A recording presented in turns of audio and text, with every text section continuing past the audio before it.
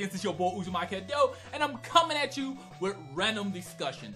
So, I love Yu-Gi-Oh! I love playing the game, I enjoy the competitive scene, I enjoy making money, I enjoy trading. Yu-Gi-Oh! Is awesome. I've been playing Yu-Gi-Oh! since like my late teenager years, and I kind of been playing off and on over the time.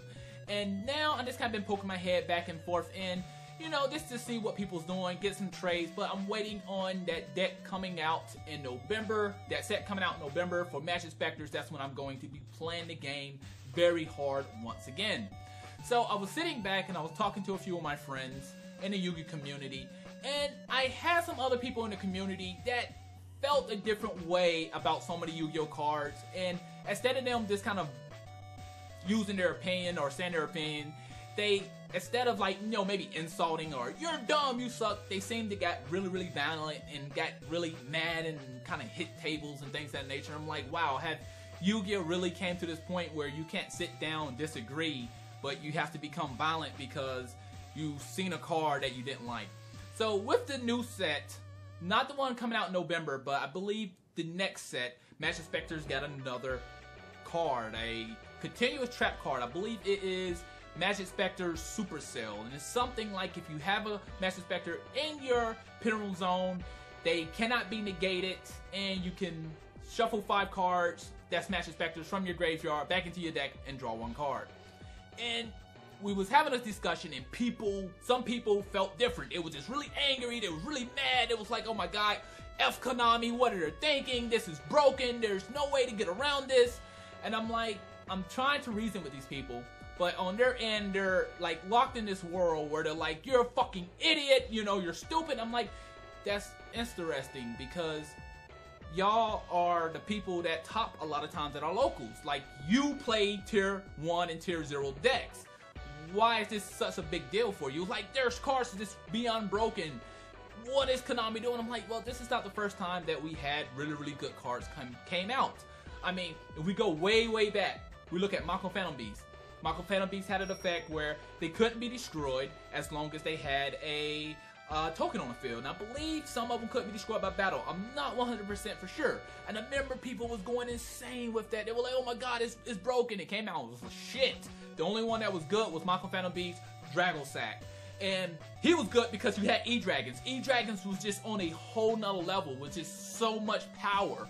But it wasn't broken, you know, like it was broken at that time, but people now it's like, nah, it wasn't broken, it was okay. I'm like, no, dude, that was extremely big time power. We come up with Shadows. Shadows came out, people lost their shit. It was like, oh my god, you can't get past Wenda. What the hell? It's broken. And now it's like, it's okay. Then you look at things like Burning Abyss, Knee Claws, and Cliffords. You know, it's like, these cards has always been powerful. I remember people were losing their shit about Killer, known in the TCG as Tower. You know, oh my god, you get Killer on the field, they just win. It's like, there's times where I summoned Killer and got the shit beat out of me. It was like, really? Damn, they took my monster, they powered it up, and they punched over Killer, and I'm like, oh my god, I can't believe that happened. You know, and things like that happen, but I think like certain people just don't want to sit down and actually have like a normal conversation. It was like, well, the biggest thing is these cards cannot be targeted, they can't be destroyed, so they have to punch over them. Like, well, you have to learn how to adapt with the meta. You got to learn how to put other cards in your deck. Yes, Dark Hole and Regeki is not going to be a card that you want to play against these type of decks. Or, you know, you might have to put something else that doesn't target. So, up to recently, I played a friend. I played his Knee-Cloth deck.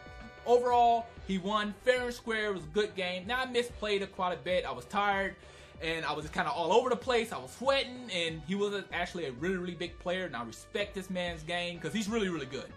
But he ended up getting my ass, and that was good for the simple reason I needed to understand where the weakness in this deck was. So, from my perspective, I found that I didn't have a lot of monsters in the deck, and I really couldn't do anything without monsters. All my spell and trap cards needed monsters on the field to tribute so I can protect myself. Second, he negated all my monster effect with his monsters. He had a monster like if there's special summoning from the extra deck, their monster effects are negated, they can't activate their effect, so I just had dead monsters on the field. I couldn't do anything against Knee-Cloth at the time.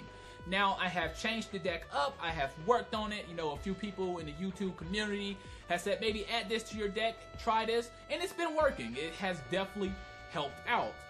So back to the conversation. So I was telling them like, hey, you know, this deck is not really that broken. It's really, really good. It has extremely good effects, but it's not going to destroy the meta.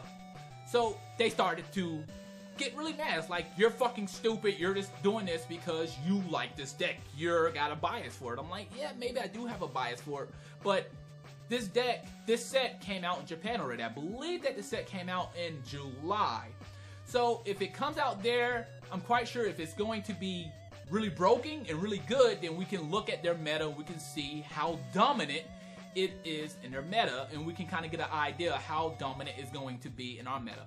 For example, we had Burning Abyss. Burning Abyss was whooping ass. I mean, Burning Abyss was just kicking ass. It was just a headache to go against them. Fire Lake, Tribute, 2 monsters, blow up 3 cards on your opponent's side of the field. It was just insane.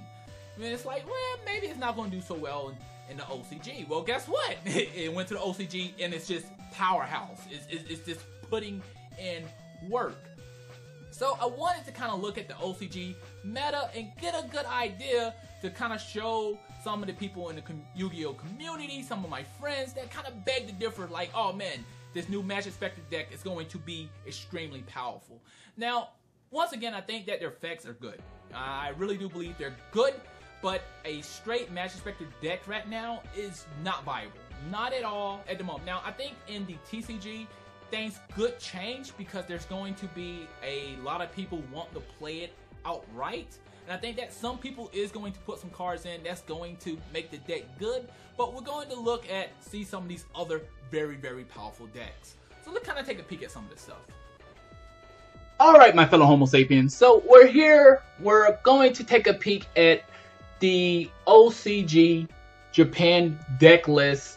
The last tournament, the last big tournament they had roughly around 192 players, 64 teams. And we're really going to just kind of really look at this meta right here. We're going to look at how broken Majespecters really are for a second. So let's just kind of scroll down, just look at what we see here. So we have our Perform Mages, and believe it or not, we have a lot of Burning Abyss. Like what we went through in our locals, they're going through now. So we got some Burning Abyss. I don't think that we have the Perform Mages like this at the moment. So we got Perform Mages. We got Monarchs is actually doing really, really well for them. Oh wow, we have Fornord. Didn't see that. Okay, so we have a 7th place Majespecters. We got a 7th place. So we're gonna keep scrolling. Okay, so when we actually look at the tournament and we break all the decks down and we break down what decks won, and not just that, how many decks was played in that tournament, we can get a pretty good idea of what decks are meta in this tournament, what decks are really, really good, and what decks have really not been played. So first thing first, for Perform Mages, we have roughly around 50% of people playing Perform Mages. That's right. Not just that, we look at Burning Abyss at 15%. Burning Abyss just came out in the OCG and it is putting in work. Next off, we have Monarchs at 21% with all that new support they got. I think Monarchs is going to do great in the TCG. I think that's going to be a great addition to YuGiOh. Then we go to DDs at 1% with Clifford's been at 3%. Now we remember Clifford's was putting in work for the longest time, but Clifford's is only at 3% with Niklas been at 9%. Wow, I was expecting Niklas to be a little bit more than that. But the most broken deck out there right now, the most broken deck that a lot of my friends are talking about, they're saying it's too broken and needs to all be banned, is Majespecters, and that's at 1%. It didn't win the tournament. It was only 7. It was only roughly about 1% out of this tournament. So we're looking at 100, I believe it was 192 people. If my numbers is incorrect, please correct me in the comment box below.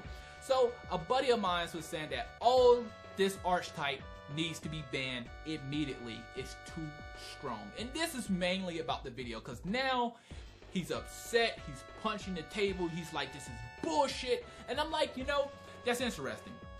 You played Burning Abyss, and after Burning Abyss had their time, you went directly to knee claws, and now you're complaining about a deck that's not out yet for us, that's coming out, but is not doing anything in the meta that's supposed to be so broken. 1%. Now, when they did come out, I admit they was a lot higher, but Perform Mages was still topping over them. A lot of people tried them out, and they're not as strong right now. So what do you believe? Do you think that this is going to change once it comes to the TCG? Do you think that Majespecters is really going to be this extremely powerful non-stop deck that's going to come over here and just destroy the meta, but not destroy the meta in the OCG?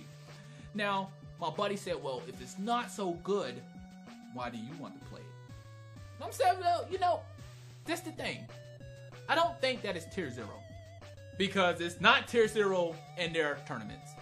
I believe that is good. I believe that with the right cards, you can make this deck very competitive. And that's the idea that I have. I have this idea that if I use the right cards, if I practice very hard, figure out some things around it, I think that I can really make this deck very competitive and actually competitive enough to win tournaments and probably go to a regionals and hopefully win. But that's just an idea, because when this set comes out, you gotta think that we're getting more Perform Mages, we're getting more Perform Power Monsters, so Perform Mages is going to be something that's going to be very strong in the TCG also. But that's just my personal opinion. What do you believe? Do you think this deck is going to be beyond broken and it's going to change once it comes here? We're just going to figure out some loophole to destroy the meta with it? Or do you think that it's going to be just like the OCG? Barely people using it and not really topping? Let me know in the comment box below. Please rate, subscribe, and comment. It really helps the channel. Thanks for watching. Matane.